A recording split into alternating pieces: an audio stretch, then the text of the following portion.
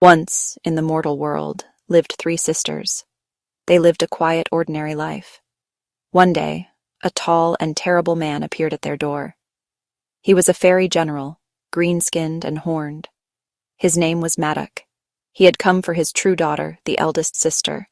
He had come to reclaim what was his, but in his fury he also took the two younger sisters who were mere human children. Their names were Jude and Taryn. They were stolen away from everything they knew, their simple world replaced by one of shimmering, dangerous magic. They were brought to the land of Faerie, a place where humans were not welcome. Jude grew up in this strange and wondrous land. It was a world painted in impossible colors.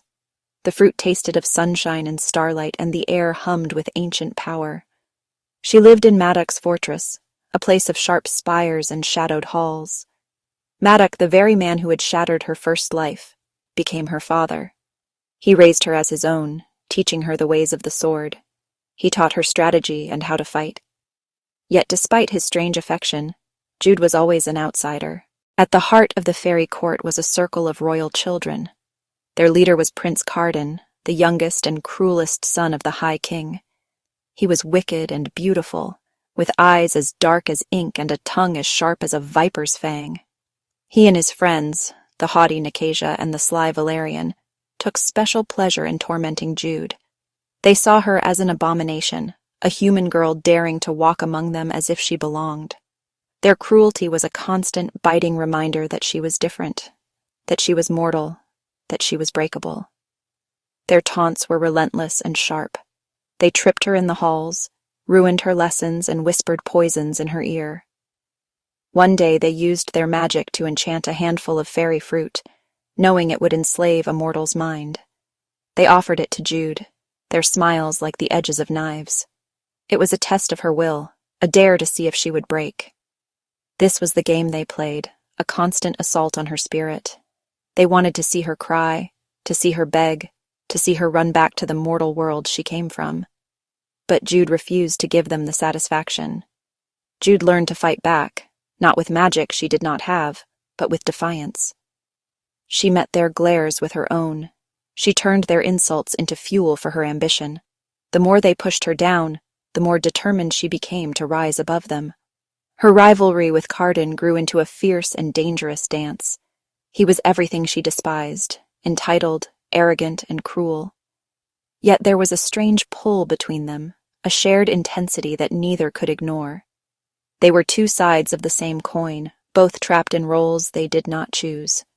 This constant battle hardened Jude. It taught her to be cunning, to see the hidden moves in their social games. She learned that in Faerie, power was not just about strength, but about secrets. It was about knowing who to trust and, more importantly, who to fear. The time came for a new High King to be chosen. The current king was stepping down, and one of his children would take the throne. The court buzzed with intrigue and whispers. Prince Cardan, the eldest and most respected son, was the clear favorite. He saw something in Jude, not her humanity, but her grit. He offered her a chance to truly belong. He invited her to become one of his spies, to live in the shadows and gather secrets for him. This was a dangerous path, but it was also a path to power, the very thing Jude craved. Jude accepted his offer without hesitation. She descended into a world of hidden passages and whispered conspiracies. She became a shadow in the palace, her mortal nature making her invisible to the arrogant Fae. She learned to pick locks, to move silently, and to listen at keyholes. She discovered plots and betrayals that could unravel the kingdom. This secret life was thrilling. For the first time, she felt she had a purpose. She was no longer just a human girl playing at being a knight. She was a player in the great game of the court. The day of the coronation arrived, a day meant for celebration. But it turned to horror. The entire royal family, save for Cardan, was betrayed and murdered before the court's eyes.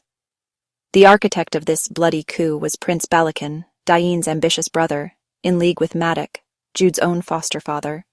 In a single, shocking moment, the world Jude was beginning to understand was shattered. Her mentor was dead, and her father was a traitor to the crown. The fairy world was thrown into chaos, its future hanging by a thread. In the midst of the bloodshed and confusion, Jude saw her chance. Balakin needed a new king to crown to legitimize his power, and the only royal left was Cardan.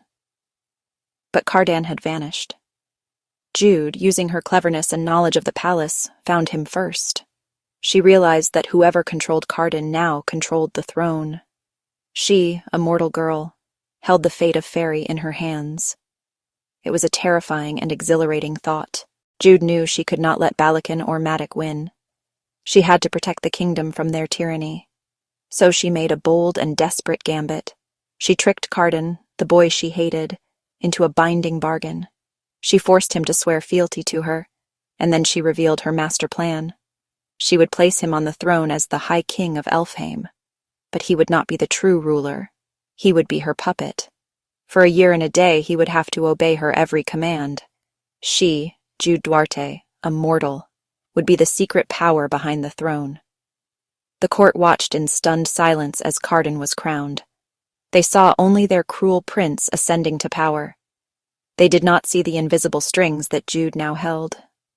She stood in the shadows, the architect of this new regime. It was the ultimate checkmate. She had outplayed the Fae at their own game of deception and cunning. She had seized the power she had always yearned for, but in a way she had never imagined.